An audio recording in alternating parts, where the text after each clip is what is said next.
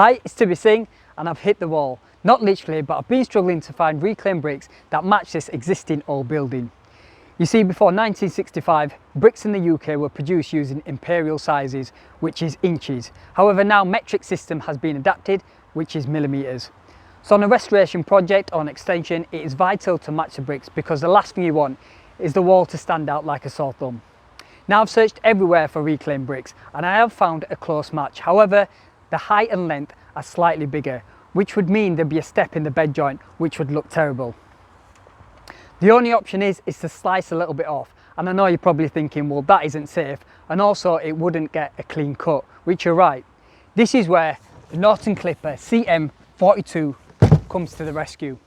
And in this video, I'm going to cover everything from setting the machine up, how to use it, which blades are available, and demonstrate it not just on bricks, but blocks and slabs. You'll notice there's a manual, warranty, and additional parts, which I'll go through. First thing is to attach the handle and the transport wheels, which makes it easy when it comes to transporting the machine. Before lifting the machine up and unfolding the legs, it's a good idea to lock the conveyor cart into position so it doesn't slide around. So initially it requires two people to set up the machine, and the first thing you would need to do is to unfold the legs and secure it in place with the repositioning handles. It also has adjustable feet in case it needs levelling on an uneven surface. The conveyor cart is big enough for 600 by 600mm patio slab. So if you have loads to cut, instead of cutting them with a concrete saw, which can be bad for your back, you can lift it on here and cut them comfortably. The large conveyor belt moves backwards and forwards, which makes it easy when it comes to feeding the material you're cutting. As an accessory, there is a conveyor cart that can tilt from 0 to 45 degrees for angle cutting. There is also a measuring scale on the conveyor cart. It comes with a high accuracy cutting guide, which can be attached to the conveyor cart.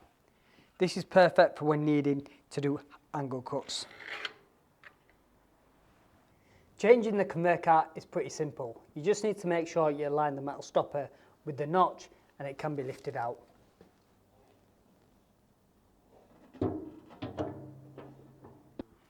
And to fit the conveyor cart, it's the same principle but in reverse. You just need to make sure you place the wheels opposite side to the notch first. This is the head of the CM42, which can be used for step cutting by plunging it. Or it can be locked into place from here for a specific depth of cut.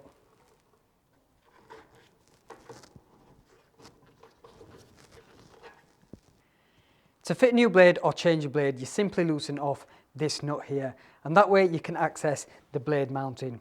But at first you should remove the tube, which is for the water supply.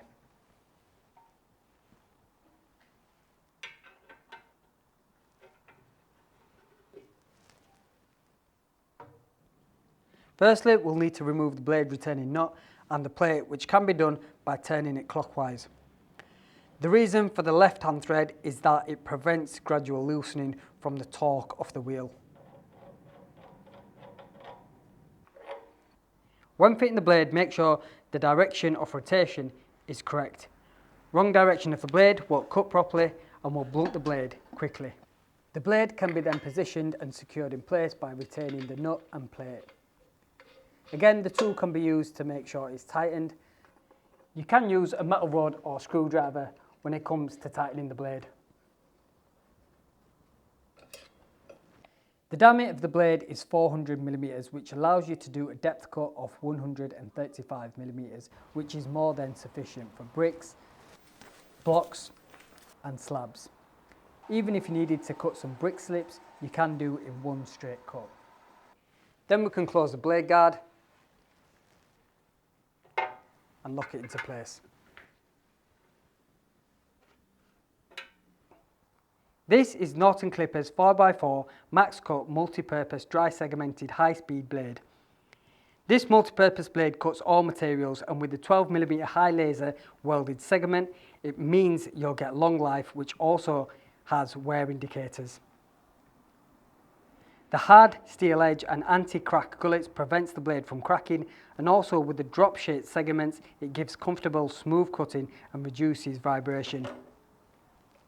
These are also patented, which are depth indicators that not only cool the blade but also allow the operator to know how deep you're cutting, which I think is a great feature.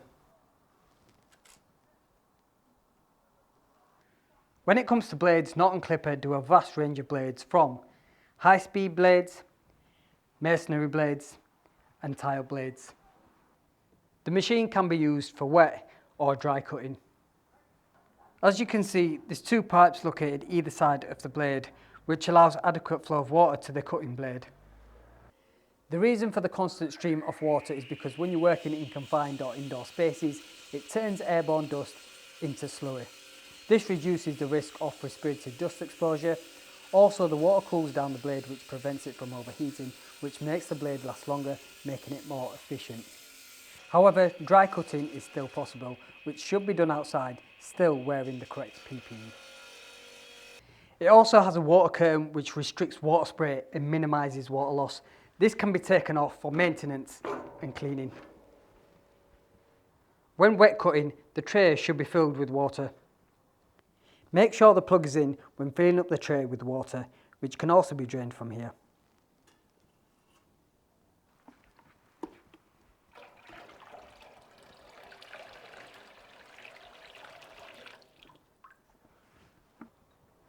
This is the water tap to control the water flow. When dry cutting, it's important not to run the pump dry. Therefore, you would need to make sure the switch for the pump is turned off. In addition, if you're not going to be using the pump, you can also disconnect the power supply for the pump over here.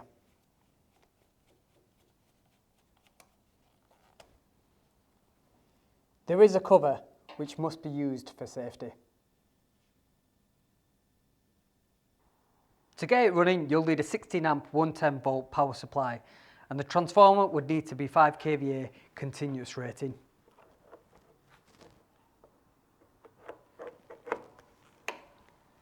The buttons to turn the machine on and off are located here, which also has an emergency stop push button to switch off the machine.